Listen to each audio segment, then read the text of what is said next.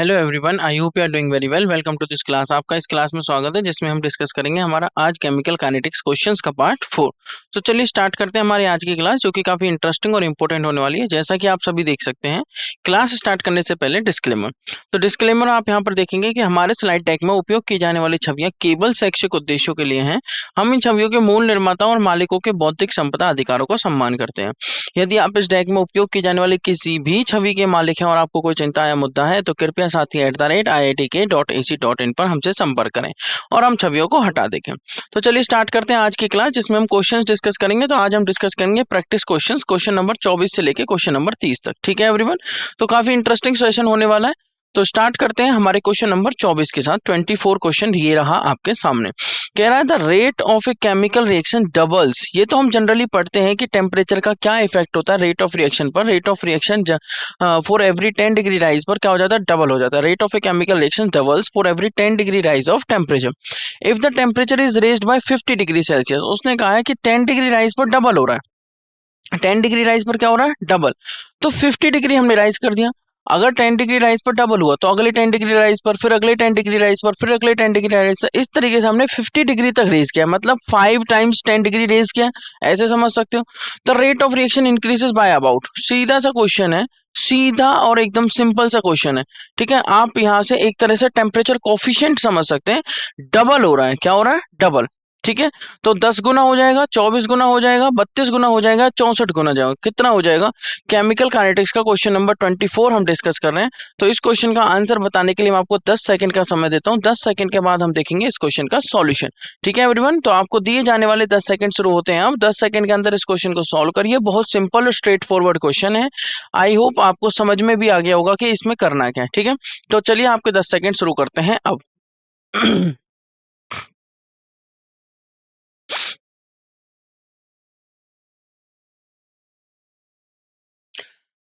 तो यहाँ पर आपको दिए हुए 10 सेकंड हो चुके हैं समाप्त। मूव करेंगे इस क्वेश्चन के सॉल्यूशन की तरफ, क्योंकि आप यहाँ पर देख सकते हैं rate of a chemical reaction double हो रही है। ठीक है, मान लीजिए मैं कह देता हूँ पहले रेट आर था, 10 डिग्री राइज किया, हो गया 2R।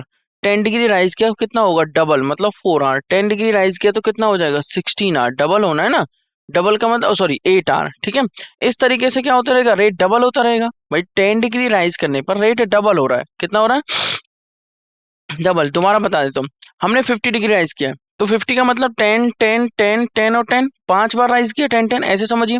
5 बार राइज किया, तो पहली बार राइज किया तो कितना हुआ भाई, आर का 2R हो गया। दूसरी बार करने पर 4R, तीसरी बार पर 8R, फोर्थ टाइम पे कितना हो गया, 16R, और फिफ्थ टाइम पे कितना हो गया, 32R। तो क्या आंसर आपको दिखना चाहिए, देख लेते हैं इस क्वेश्चन का सॉल्यूशन। तो आंसर होगा आपका 32 टाइम्स ऑप्शन सी। सीधा सा क्वेश्चन था, जरूरी नहीं कोई फॉर्मूला ही आपको पता हो, जरूरी नहीं आपको बहुत सारी चीजें पता हो, बहुत कॉन्सेप्ट्स पता हो। ये तो सिंपल और सीधे साधे से क्वेश्चन है ना।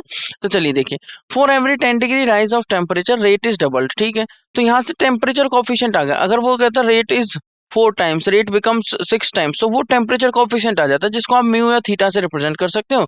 तो temperature coefficient of the reaction is equal to 2।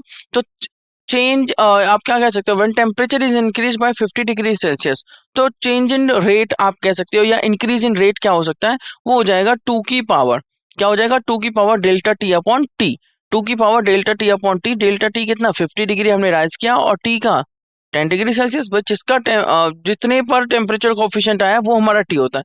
ठीक है, जितने पर हमारा क्या होता है, टेम्परेचर कोफिशिएंट।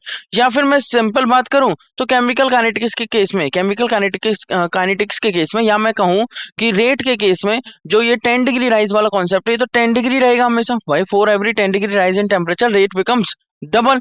तो यहाँ पे डेल्टा टी अपॉन 10 भी आप कह सकते हो। तो टेम्परेचर कोफिशिएंट की power delta T upon 10, delta T कितना, 50 डिवाइडेड बाय 10, ऐसे भी आप कह सकते हो। तो मैं रिपीट करता हूँ क्वेश्चन को, for every 10 degree rise of temperature rate is double, दस temperature coefficient of the reaction, कितना हो गया टेम्परेचर कोफिशिएंट, आप यहाँ पर देख सकते हो 2। When temperature is increased by 50 degree Celsius rate becomes 2 की power delta T 50 divided by 10, 50 by 10 5 हो गया, 2 की पावर 5, जो कि हो जाता है 32 टाइम्स। कितना हो गया, 32 टाइम्स। क्या इससे सिंपल क्वेश्चन कोई होगा, नहीं। आई थिंक नेक्स्ट क्वेश्चन भी इसी कॉन्सेप्ट पर बेस्ड है। तो आई होप आपको फॉर्मूला तो समझ में आ गया होगा। जो इंक्रीज इन रेट है या जो चेंज इन रेट है, वो क्या होगा, टेम्परेचर कोफिशिएंट उसकी पावर डेल्टा टी अपॉन 10। ठीक है, तो आपका क्वेश्चन नंबर 24 का जो करेक्ट आंसर है वो है ऑप्शन सी। मूव करेंगे हमारे आज की क्लास के नेक्स्ट क्वेश्चन, जो कि होगा क्वेश्चन नंबर 25। क्या कह रहा है question number 25? The rate of A reaction is doubled, फिर से डबल कर रहा है, for every 10 degree rise in temperature. ये तो इसकी जनरल बातें हैं जो हमें याद ही रखनी पड़ेंगी। The rate of reaction is doubled for every 10 degree rise in temperature. The increase in reaction rate, the increase in reaction rate as a result of temperature rise from, पहले उसने कहा था कि टेम्परेचर राइज 50 डिग्री सेल्सियस, अब की बार उसने initial final point बताए, मतलब चेंज इन टेम्परेचर आप इजीली निकाल सकते हो। Rise from initial 10 degree Celsius to कहां तक है, 100 डिग्री सेल्सियस। आई होप समझ में आया होगा। The increase in the reaction rate as a result of temperature rise from 10 degree Celsius to 100 degree Celsius. तो क्या होगा, equal to the energy of activation of products 112 times, 512 times, 614 times. ठीक है, उत्पादों की संक्रियन ऊर्जा के बराबर 112 गुना, 512 गुना या 614 गुना।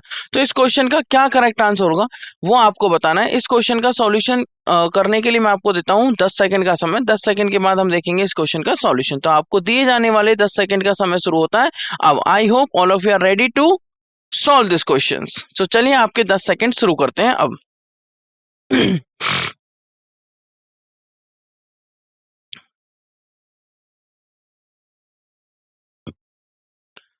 तो यहाँ पर आपको दिए हुए 10 सेकंड का समय हो चुका है समाप्त। मूव करेंगे इस क्वेश्चन के सॉल्यूशन की तरफ। तो जैसा कि आप यहाँ पर देख सकते हैं, इस क्वेश्चन में भी आपसे वही कहा गया है जो कि लास्ट क्वेश्चन में कहा गया था, बट थोड़ा सा एक चेंज किया है उन्होंने। लास्ट क्वेश्चन में जो एक्चुअल चेंज है वो दे दिया था 50 डिग्री सेल्सियस, बट इस क्वेश्चन में उन्होंने चेंज नहीं दिया, इनिशियल और फाइनल पॉइंट दे दिए। तो इनिशियल 10 डिग्री सेल्सियस से गया है 100 डिग्री सेल्सियस, तो चेंज कितना आया, 90 डिग्री सेल्सियस। भाई 100 माइनस 10, 90 डिग्री सेल्सियस। आप ऐसे भी समझ सकते हैं कि for every 10 degree rise rate हो रहा है डबल, तो 10 10 10 करके 9 टाइम चेंज हुआ, बस आंसर आ जाएगा। ठीक है, क्या आ जाएगा, आंसर आ जाएगा। या टेम्परेचर कोफिशिएंट कितना, 2, 2 की power delta T upon 10, delta T कितना 90 डिग्री सेल्सियस अपॉन 10, 10 से 90 कैंसिल करेंगे 9 पे, तो 2 की पावर 9 जो कि कितना हो जाएगा आपको पता ही है, 512 टाइम्स। तो ऑप्शन सी आपका करेक्ट आंसर होगा। देख लेते हैं इस क्वेश्चन का सॉल्यूशन।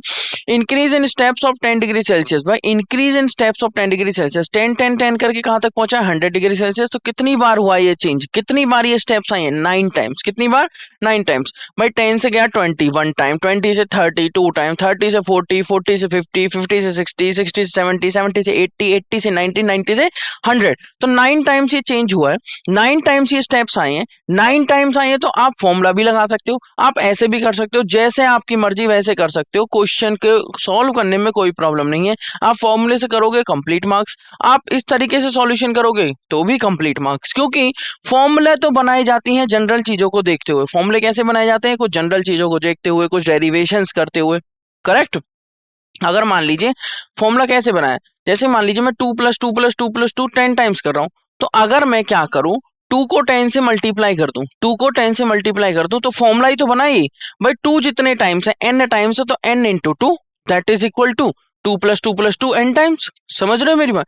तो फॉर्मूला कुछ जनरल चीजों के पैटर्न को देखते हुए बनाए जाते हैं। तो ये भी फॉर्मूला उसी तरीके से बनाया गया है। और ये फॉर्मूला कैसे बनाया गया है कि हमने क्या देखा, कि हमने देखा एक टेम्परेचर कॉफिशिएंट होगा, उसकी पावर डेल्टा टी अपॉन 10 होगी। Delta T change in temperature है जो कि 90 आएगा, इसके केस में अपॉन 10 हो गया, 9 टाइम्स आ गया, 2 की power 9। Hence rate of reaction should increase 2 की पावर 9, जिसको हम कहेंगे 512 टाइम्स, 512 टाइम्स। तो 10 डिग्री सेल्सियस के चरणों में वृद्धि 9 बार की गई है, इसलिए अभिक्रिया की दर कितनी बढ़ जाएगी, 2 की पावर 9 गुना बढ़नी चाहिए, अर्थात आप कह सकते हैं 512 गुना, मतलब 512 टाइम्स। कितने, 512 times. I hope question number 25 का जो करेक्ट आंसर है ऑप्शन सी वो आपको क्लियर हो गया होगा। मूव करेंगे आज की क्लास के नेक्स्ट क्वेश्चन, क्वेश्चन नंबर 26 की, जो कि और भी स्ट्रेट फॉरवर्ड क्वेश्चन है, सिंपल क्वेश्चन। कह रहा है role of a catalyst is to change, catalyst का क्या रोल है, क्या चेंज करता है, वो गिव्स एनर्जी को, एंथैल्पी को, एक्टिवेशन एनर्जी को, इक्विलिब्रियम कांस्टेंट को। हिंट के लिए मैं आपको बता देता हूं, आपने एक्सोथर्मिक और एंडोथर्मिक के प्लॉट्स पढ़ रखे हैं, तो उनके अकॉर्डिंग आप इस क्वेश्चन का आंसर करेंगे। तो कैटलिस्ट का क्या रोल होता है, आपने 2 पॉइंट पढ़े होंगे, राइट। ठीक है, तो उस चीज को आप समझिए ध्यान से और रिकॉल करिए और इस क्वेश्चन का आंसर करिए। तो इस क्वेश्चन को सॉल्व करने के लिए मैं आपको देता हूं 10 सेकंड का समय। 10 सेकंड के बाद देखेंगे इस क्वेश्चन का सॉल्यूशन। आपको दिए जाने वाले 10 सेकंड शुरू होते हैं अब।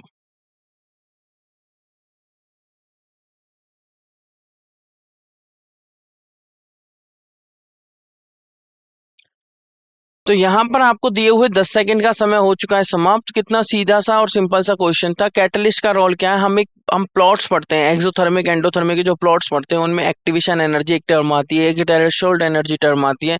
एक्सोथर्मिक मतलब हीट एनर्जी रिलीज हो रही है, मतलब एनर्जी ऑफ प्रोडक्ट क्या है, अगर रिलीज हो रही है तो प्रोडक्ट की एनर्जी कम है और रिएक्टेंट की एनर्जी क्या है, मतलब डेल्टा एच नेगेटिव है।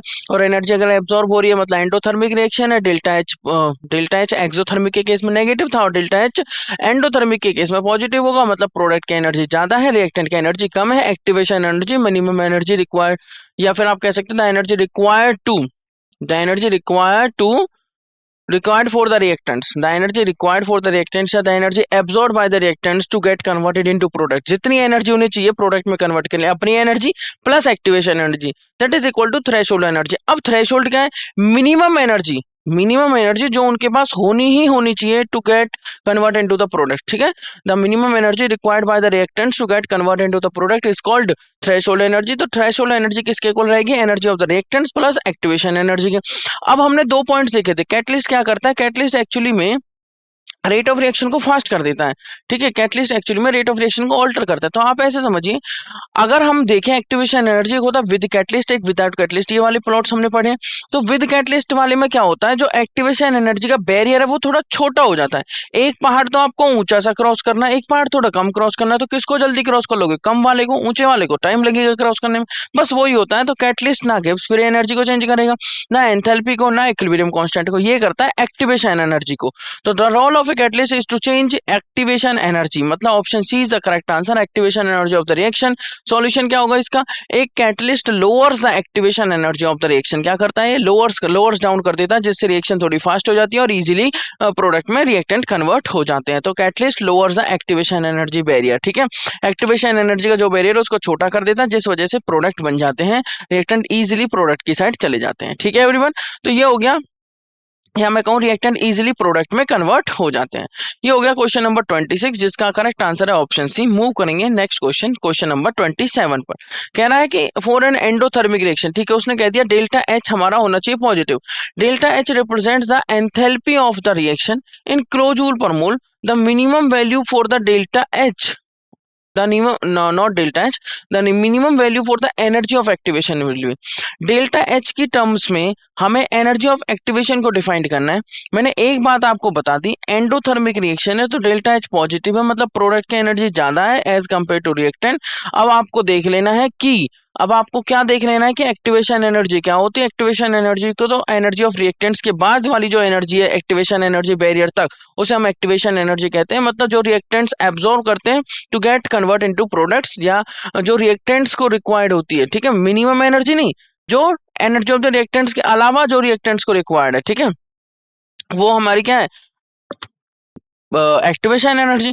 और डेल्टा एच आपको पता ही है, डेल्टा एच आपको पता ही है। तो for an endothermic reaction where delta H क्या रिप्रेजेंट कर रहा है, enthalpy of the reaction in kilojoule per mole, the minimum value for the energy of activation will be less than delta H, 0, more than delta H, या equal to delta H. तो 4 options आपको दिए हुए हैं। इस question को solve करने के लिए मैं आपको 10 सेकंड का समय देता हूं। 10 सेकंड के बाद हम देखेंगे इस क्वेश्चन का सॉल्यूशन, और आपको दिए जाने वाले 10 सेकंड शुरू होते हैं अब।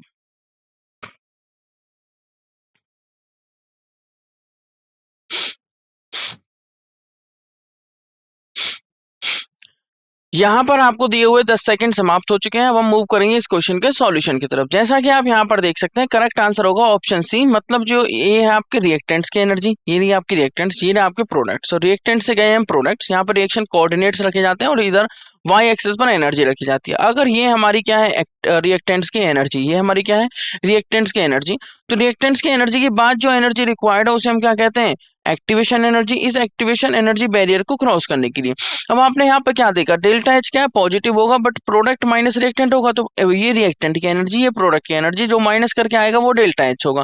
तो डेल्टा एच जो बच गया वो एक्चुअली में यहाँ से क्लियरली विजिबल है, ई ए से तो कम है, तो ई ए हमारा क्या है, डेल्टा एच से ज्यादा है। तो आप क्या कहेंगे, more more than delta H. Activation energy क्या है हमारी, मोर देन डेल्टा एच है, मतलब minimum value for the energy of activation will be more than delta H. Minimum energy for the activation of energy of activation, the minimum value for the energy of activation will be more than delta H. तो question number 27 का correct answer हो गया option C. सीधा सा और straight forward simple सा question था। I hope ये आपको समझ में आया होगा। मूव करेंगे नेक्स्ट क्वेश्चन, क्वेश्चन नंबर 28 पर। ठीक है एवरीवन, 28 क्वेश्चन भी कुछ इसी तरीके से रिलेट करेगा। तो ध्यान रखना है एक्सोथर्मिक किस केस में, एंडोथर्मिक किस केस में, डेल्टा एच पॉजिटिव कब होगा, डेल्टा एच नेगेटिव कब होगा, ईए कब बड़ा होगा डेल्टा एच से, कब छोटा होगा डेल्टा एच से, ईए प्लस ईआर क्या होता है, ईटी क्या होता है।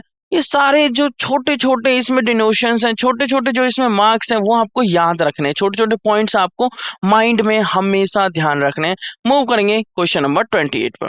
क्वेश्चन नंबर 27 का करेक्ट आंसर क्या था, जैसा कि आप जानते हैं ऑप्शन सी। अब 28 देखो वहीं से रिलेट होकर आ गया। तीन तरह के आपको ग्राफ्स प्लॉट्स दिए हुए हैं। तीन तरह के प्लॉट्स में आप देखेंगे which of the following graph represent exothermic. Exothermic मतलब exit of heat, exit of heat मतलब डेल्टा एच होना चाहिए नेगेटिव। इतना मैंने आपको हिंट दे दिया है। ऑप्शंस भी दे रखे हैं, ओनली 1, ओनली 2, ओनली 3 या बोथ 1 and 2। तो कह रहा है ये एक्टिवेटेड कॉम्प्लेक्स है, ये एक्टिवेटेड कॉम्प्लेक्स है, ये एक्टिवेटेड कॉम्प्लेक्स है। ये रिएक्टेंट्स की एनर्जी यहाँ से यहाँ तक होती है, ये प्रोडक्ट्स की एनर्जी यहाँ से यहाँ तक होती है। ये रिएक्टेंट्स की एनर्जी नीचे तक आप देख सकते हैं, ये प्रोडक्ट्स, यहाँ पर रिएक्टेंट्स और यहाँ पे प्रोडक्ट्स दोनों एक्जैक्टली इक्वल एनर्जी लेवल पे है। अब समझिए ध्यान से, एक्टिवेटेड कॉम्प्लेक्स को, एक्टिवेटेड कॉम्प्लेक्स ये हो गया। अब आपको बताइए एक्टिवेटेड कॉम्प्लेक्स तक जाने के लिए रिएक्टेंट्स को जो एनर्जी रिक्वायर्ड होती है उसे हम एक्टिवेशन एनर्जी कहते हैं। और एक्सोथर्मिक एंडोथर्मिक कैसे निकाल सकते हैं, प्रोडक्ट माइनस रिएक्टेंट करके। तो उस बेस पर आप इस क्वेश्चन का आंसर कर सकते हैं, जिसका आंसर करने के लिए मैं आपको देता हूँ 10 सेकंड का समय। ये तो 10 सेकंड का, 1 सेकंड में हो गया, देखते ही हो गया क्वेश्चन, इतना सिंपल है। बट फिर भी मैं आपको 10 सेकंड का समय दे रहा हूं। तो ये 1, ये 2 और 3, इन तीनों में से बताइए कौन सा ग्राफ ऊष्माक्षेपी मतलब एक्सोथर्मिक रिएक्शन को दर्शाता है। सीधा सा क्वेश्चन है everyone. Your 10 second starts now. तो आपके 10 सेकंड शुरू करते हैं अब। 10 सेकंड के बाद हम इस क्वेश्चन का सॉल्यूशन देखेंगे।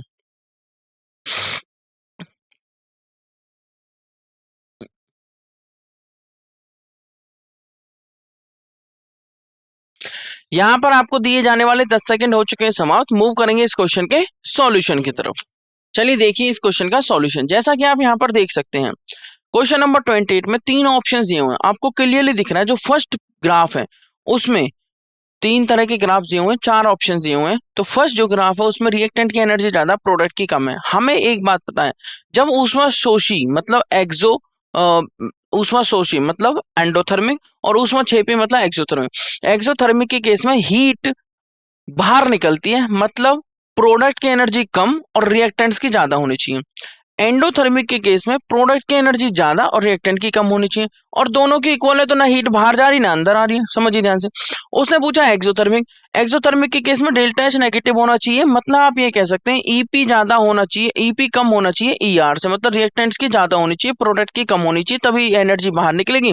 हीट अगर बाहर निकलेगी तो एक्सोथर्मिक रिएक्शन बोल देंगे। और वो केस हमें सिर्फ 1 वाला दिख रहा है, 2 और 3 में ऐसा कुछ नहीं दिख रहा है। जो 2 वाला है वो एंडोथर्मिक हो गया क्योंकि प्रोडक्ट की ज्यादा है। अगर ईपी ज्यादा है ईआर से तो डेफिनेटली डेल्टा एच पॉजिटिव होगा, और अगर EP is equal to ER है तो डेल्टा एच तो 0 हो गया। ठीक है एवरीवन, देखिए इस क्वेश्चन का करेक्ट आंसर हो गया ऑप्शन ए केवल 1। तो graph 1 only represent exothermic reaction because products have lesser energy than reactants. तो इस केस में क्या होगा, मतलब एनर्जी रिलीज हुई है, एनर्जी एग्जिट हुई है, हीट एनर्जी एग्जिट हुई है, तो डेल्टा एच नेगेटिव होगा, लेस देन 0 होगा। डेल्टा एच क्या होगा, लेस देन 0 मतलब नेगेटिव। डेल्टा एच नेगेटिव है तो इसका मतलब क्या हुआ, exothermic reaction. Delta H positive होता है तो इसका मतलब क्या हो जाता है, एंडोथर्मिक रिएक्शन। और डेल्टा एच 0 कब होगा, जब एनर्जी ऑफ प्रोडक्ट इक्वल रहेगा एनर्जी ऑफ रिएक्टेंट्स का, जो कि यहाँ का थर्ड केस भी था। ठीक है, तो लास्ट क्वेश्चन हमारा क्वेश्चन नंबर 30 होगा। अब हम मूव करेंगे अपने सेकंड लास्ट क्वेश्चन पर। ठीक है एवरीवन, तो क्वेश्चन नंबर 29 की तरफ मूव करते हैं। क्वेश्चन नंबर 28 का करेक्ट आंसर हो गया ऑप्शन ए। ये रहा क्वेश्चन नंबर 29। कह रहा है कि द रिएक्शन X2Y ठीक है is an exothermic reaction. Exothermic फिर से रिपीट कर देता हूं, delta H negative, endothermic delta H positive. Activation energy of for the reaction for conversion of X into Y, X to Y गए हैं, activation energy दे दिया इस रिएक्शन का 150 किलो जूल पर मोल, एंथैल्पी दे दी 135 किलो जूल पर मोल, मतलब delta H negative है तो enthalpy होगी negative. The activation energy for the reverse reaction Y2X, अगर X to Y गए हैं तो EA फॉरवर्ड ऐसा समझिए, EA फॉरवर्ड हो गया आपका 150 किलो जूल पर मोल।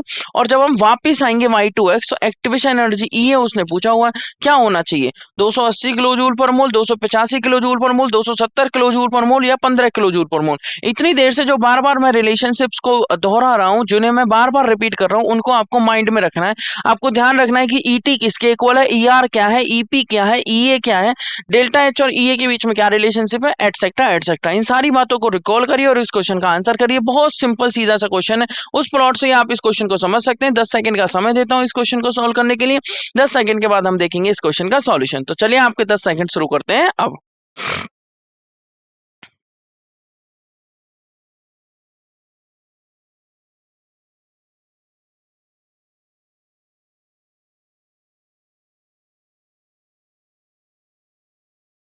तो यहाँ पर आपको दिए हुए 10 सेकंड हो चुके हैं समाप्त। मूव करेंगे इस क्वेश्चन के सॉल्यूशन की तरफ। जैसा कि आप देख सकते हैं करेक्ट आंसर आएगा ऑप्शन बी। देखो ध्यान से देखिए, एक प्लॉट मैंने दिया हुआ है, द एनर्जी प्रोफाइल डायग्राम मैंने आपको दिया हुआ है। ये एनर्जी हो गई किस पर, वाई एक्सिस पर, और एक्स एक्सिस पर रहते हैं रिएक्शन के कोऑर्डिनेट्स। ठीक है, रिएक्शन चल रही है यहाँ से रिएक्टेंट्स और यहाँ प्रोडक्ट्स। उसने कहा है पहली जो रिएक्शन है वो है एक्स टू वाई और दूसरी जो इसकी रिवर्स रिएक्शन है वो है वाई टू एक्स। ठीक है, अब ध्यान से समझिए, अगर पहली जो रिएक्शन है तो एक्स से नीचे तक की जो एनर्जी होगी ये वाली, ये हमारी होगी ER या EX बोल लीजिए, मतलब एनर्जी ऑफ द रिएक्टेंट्स या energy of the reactant x. और इसके ऊपर यहाँ एक्टिवेटेड कॉम्प्लेक्स तक जो एनर्जी होगी वो होगी हमारी activation energy forward. Activation energy इस फॉरवर्ड डायरेक्शन के लिए। जब आप रिवर्स आओगे तो यहां से यहां तक ये रिएक्टेंट्स हो गए, अब वाई जो हो गया वो रिएक्टेंट हो गया और एक्स क्या हो गया, प्रोडक्ट। अब वाई से लेके यहां तक की जो एनर्जी होगी, यहां से लेके यहां तक की जो एनर्जी होगी वो होगी हमारी EA बैकवर्ड। क्या होगी हमारी EA बैकवर्ड। अब समझिए ध्यान से, आपको क्लियरली दिख रहा है कि EA फॉरवर्ड कम है और EA बैकवर्ड ज्यादा है। मतलब एक्टिवेशन एनर्जी को अचीव करने के लिए, एक्टिवेटेड कॉम्प्लेक्स को क्रॉस करने के लिए या इस बैरियर को क्रॉस करने के लिए जब आप Y2X जाओगे तो ज्यादा एनर्जी की रिक्वायरमेंट है। दूसरा एक समझिए, जब आप फॉरवर्ड जा रहे हो X टू Y तो आप देख रहे हो कि एनर्जी ऑफ प्रोडक्ट मतलब Y की एनर्जी कम है और X की एनर्जी ज्यादा है। अगर प्रोडक्ट की एनर्जी कम है और रिएक्टेंट की एनर्जी ज्यादा है तो डेफिनेटली डेल्टा H नेगेटिव होगा।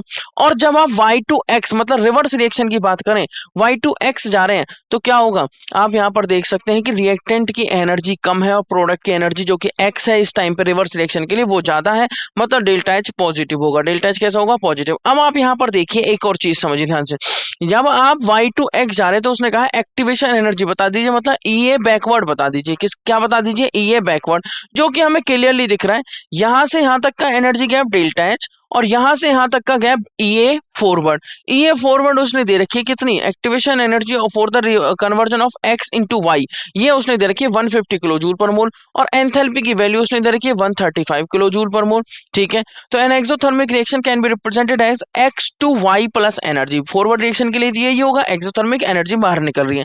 It means energy of Y very very less than energy of X. ठीक है, एनर्जी ऑफ वाई बहुत कम है एनर्जी ऑफ एक्स से, वो आप इस डायग्राम से देख सकते हैं।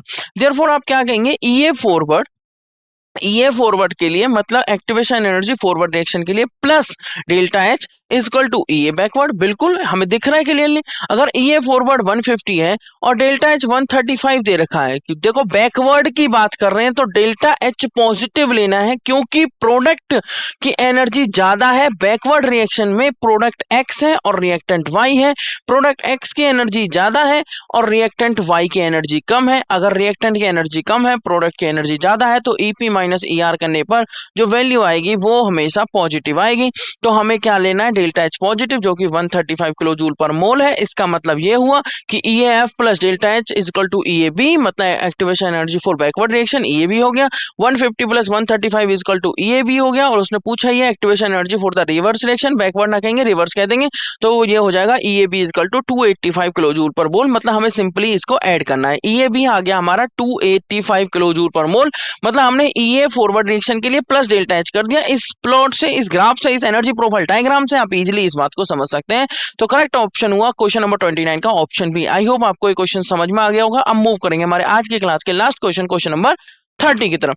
जैसा कि आप यहाँ पर देख सकते हैं question number 30, H2O and oxygen atom react in upper atmosphere bimolecularly to form 2 OH radicals, ठीक है।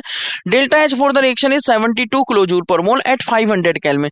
The energy of activation is 77 kilo joule per mole. बताओ कितना सिंपल क्वेश्चन चल रहा है। EA for bimolecular combination of 2 OH radicals to form H2O and oxygen atom will be, ठीक है, एक तरह से रिवर्स हो गया, ठीक है। 5 किलो जूल पर मोल, 72 किलो जूल पर मोल, 77 किलो जूल पर मोल और 149 किलो जूल पर मोल, जो मैंने प्रीवियस क्वेश्चन 29 किया है उससे आप थोड़ी हिंट लेके इस क्वेश्चन को अटेम्प्ट कर सकते हैं। चलिए इस क्वेश्चन को सॉल्व करने के लिए मैं देता हूं आपको 10 सेकंड का समय। 10 सेकंड के बाद देखेंगे इस क्वेश्चन का answer.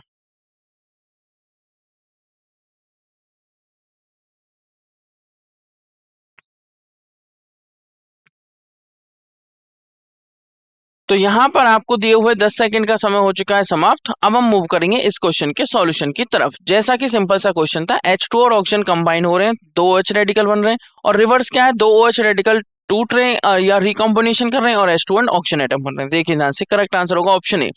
H2O plus oxygen gives 2 OH, delta H उसने दे रखा है 72 किलो जूल पर मोल। जब H2 एंड OH कंबाइन हो रहे हैं तो डेल्टा H उसने दे रखा है 72 किलो जूल पर मोल। तो यहाँ से क्लियरली एक बात दिख रही है कि डेल्टा H पॉजिटिव है, मतलब reaction is endothermic. EA forward आप यहाँ पर देख सकते हैं, एक्टिवेशन एनर्जी फॉरवर्ड की। 2 OH एक्टिवेशन एनर्जी बैकवर्ड, क्या दे रहा है, H2O plus oxygen atoms. Delta H क्या हो जाएगा, डेफिनेटली नेगेटिव। डेल्टा H क्या हो जाएगा, अगर एक के लिए नेगेटिव है तो दूसरे के लिए पॉजिटिव, एक के लिए पॉजिटिव है दूसरे के लिए नेगेटिव, वो हम एनर्जी प्रोफाइल डायग्राम से समझ सकते हैं। तो डेल्टा H हो गया यहाँ पे -72 किलो जूल पर मोल, ठीक है। अब हमें एक बात पता है, EAF माइनस EAB क्या हो जाएगा हमारा, माइनस डेल्टा H। जब आप एनर्जी प्रोफाइल डायग्राम ड्रॉ करके समझेंगे इस बात को, क्योंकि मैं आपको बताना चाहता हूँ कि आपको ये डायरेक्ट रिलेशनशिप्स भी याद होनी चाहिए, या माइंड में आप इन चीजों को थिंक कर सकें। आप एनर्जी प्रोफाइल डायग्राम ड्रॉ करके इस बात को इजीली समझ सकते हैं कि EAF माइनस EAB किसके इक्वल रहेगा, माइनस डेल्टा H के। मतलब EAF दे रखा है आपको 77, कितना दे रखा है, 77 किलो जूल पर मोल, माइनस EAB वो हमें कैलकुलेट करना है, is equal to delta H कितना दे रखा है, उसने कहा है इस पर्टिकुलर रिएक्शन के लिए डेल्टा H आपको मिलेगा 72, कितना है 72। तो हमने वैल्यू रखी 72, तो EAB को इधर लेके गए, ये इधर गया, तो EAB कितना आ गया 5 किलो जूल पर मोल। तो EAB कितना आ गया आपका 5 किलो जूल पर मोल। बताइए आज के सेशन में जितने भी हमने क्वेश्चन डिस्कस किए, कोई भी हार्ड क्वेश्चन लगा नहीं। अगर हमें कॉन्सेप्ट आते हैं तो सारे क्वेश्चन सिंपल थे, ठीक है, सारे क्वेश्चन क्या थे, सिंपल। ये क्वेश्चन भी काफी इजी है। इस क्वेश्चन का करेक्ट आंसर होगा option A, EAF minus EAB is equal to minus delta H करके हम क्या लगा देंगे, 77 माइनस EAB इजकल टू 72, क्योंकि उसने कहा है delta H for the reaction is 72 kilo joule per mole जब H2 और ऑक्सीजन कंबाइन होते हैं, ठीक है एवरीवन।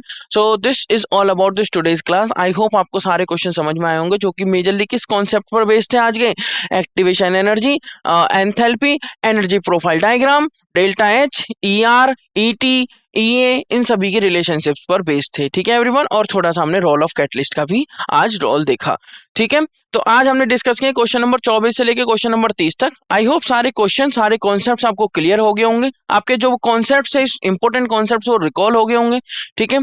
तो it's time to say thank you. So thank you so much everyone, have a nice day, take care, goodbye, धन्यवाद।